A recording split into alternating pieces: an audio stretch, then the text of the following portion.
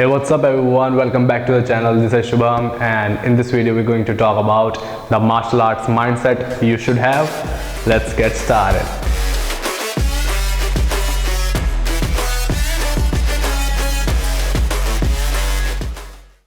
First thing first, why do we learn self-defense? We learn self-defense so that we don't get freeze at the time of confrontation. And protecting yourselves and your loved ones is another thing. People usually get stuck or get freeze while or during the confrontation. So make sure you practice so that you don't get freeze. And let the Punisher Baba tells you more about it. You know how a guy misses a shot from 10 yards? Cortisol, see, floods the body when you're stressed. Makes your muscles tighter, your reactions quicker. But you put those two things together, yeah. A little shake, plus a little distance. You miss. Making sure you're practicing something that is way more practical. If you're throwing a kick to the head, that's not practical in the streets. So make sure you're practicing the martial arts that are even helping you and developing you and preparing you for the streets as well. Does it have to be difficult? It doesn't have to be difficult. You don't need a number of hours to stretch your legs and for the stretching, for the flexibility to throw your kick to the head. Lahul wala quwwat. Hold up, wait a minute, something ain't right. Make sure you're training weapons, and by training weapons I'm not telling you to train with nunchucks and the bow staff, but hell yeah, they're fun, and if you're carrying them every day, then do train them. They'll be the best thing you can invest in. By training weapons, the practical ones, I mean the TOS, tools of street survival, and it means the everyday carry things you carry yourself with, like car keys, pen, pencil, you train with them, or even a self-defense baton, you train with that too, because they are everyday carry and you can carry them every day with yourself. The baton, you can keep it in your car, and with the everyday carry like pen or your car keys, you can go anywhere. You have the freedom of going each and every place with those things. If you train weapons, you have the edge to even control someone who's having weapons or not, and weapon to weapon you'll have a better leverage. And even you don't have weapon and the other guy is carrying a weapon,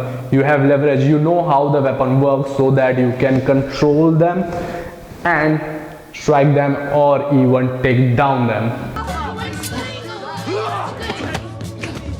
Alright, make sure your training consists of a formula called CWCT. CWCT means closest weapon to the closest target. It means if I want to hit my opponent in the head, I'm not gonna use my kick because A, I'll lose balance for sure. B, I need a lot of practice so that I'm way more flexible so that I can kick him in the head. And C is it takes time. The distance is way more as compared to my hands. CWCT, by following this formula, I wanna hit my opponent in the head, I'm gonna use my hands. If I wanna hit my opponent in the leg, I'm not gonna throw a punch or my elbow to the leg. What I'm gonna do, I'm gonna kick him in the leg, the low line kicks.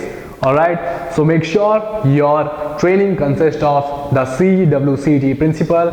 If not, then you might be preparing for a sport, and that's good too. But for your self-defense training, you need to follow this type of training, CWCT, that follows CWCT.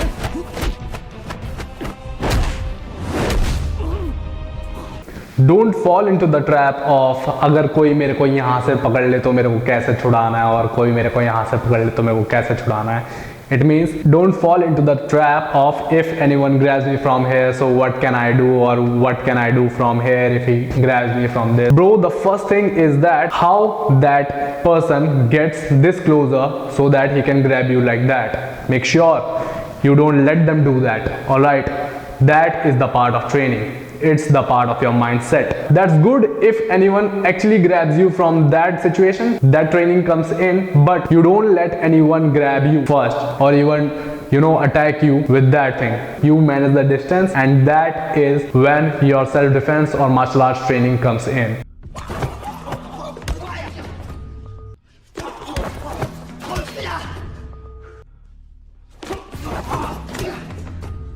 What do you do when the fight is about to happen? Bro, the first thing, you get in touch with us, you get into the training, and then we'll take care of it. Alright. The other thing is that you need to avoid fight. By avoiding fight, it means you don't need to ignore it, but you need to avoid it. One thing to keep in mind, you win each and every fight you avoid.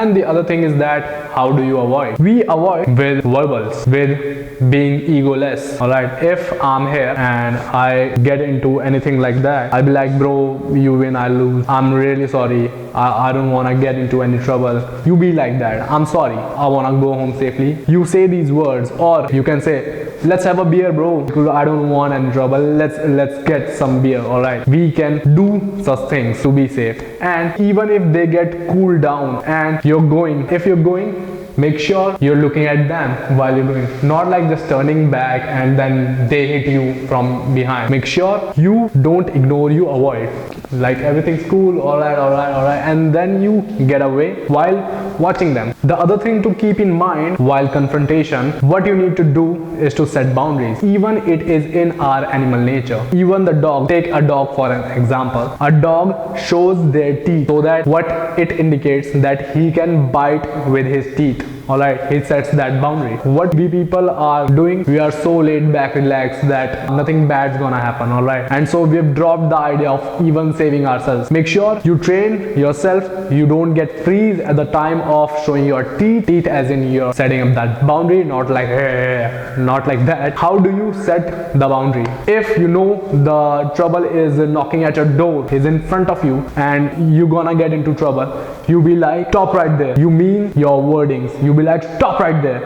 And even though they step in, you attack first because they're invading your boundary. That's what they're doing. Do not let them invade your boundary. These are the solid mindsets that you need for your martial arts training. And if you're looking for a structured program, the most powerful stuff, get in touch with me, schedule a call. The link is in the description down below. Make sure to click it and we're good to go. Signing off, Shubham. I'll see you in the next video. If we cross swords, I won't be able to stop.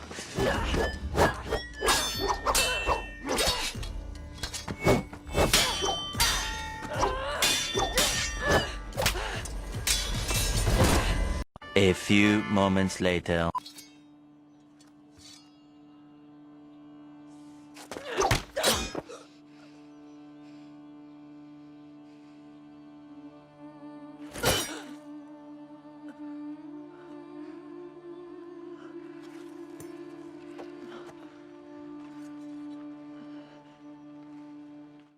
this is Sparta!